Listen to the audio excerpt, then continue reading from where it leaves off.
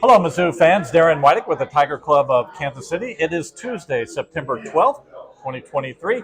Special guest today, Howard Richards, came in from St. Louis to speak to the Tiger Club in Kansas City. Howard, thanks for coming in. Sure, Darren. Appreciate it. Yep.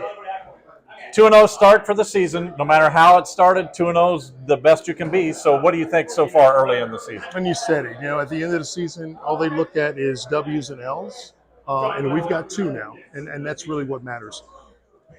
It wasn't a beautiful win, but there's so much to extract from that game, so much to build upon. And sometimes you need a loss like that where you don't play well to show how much more progress you have to make.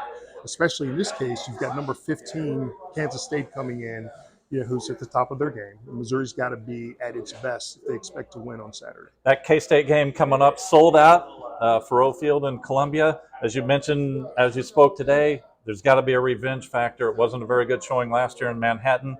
What do you look for from the Tigers this Saturday? To play with pride, to play with purpose and determination, and to play like it's a bowl game, like it's a championship game.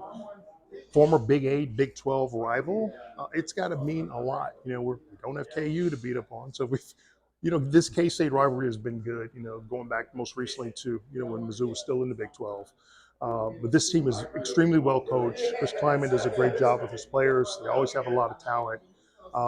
Glad that we're playing it at Faroe this year.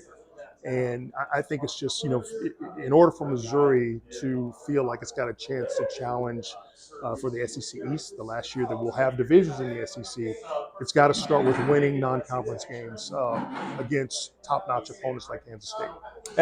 As you said today, you're still very optimistic. I know you don't want to go schedule or wins and losses and all, but you're still very optimistic about the season.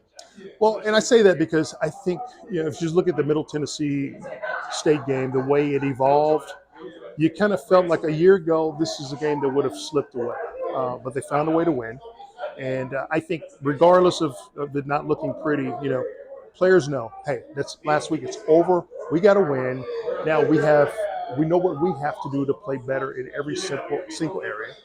And go out and do it. You got a week of practice to get it done, and that's the best part about football. You always have next week to redeem yourselves. And if you're playing with pride and you're playing to represent, your teammates, your families, the university, like you did when we played, it's going to mean something. And it's going to be a tremendous atmosphere, sold-out crowd. It's an early game, but this game means a lot. If they can win this game, it'll go a long way to entering into SEC play on a high note.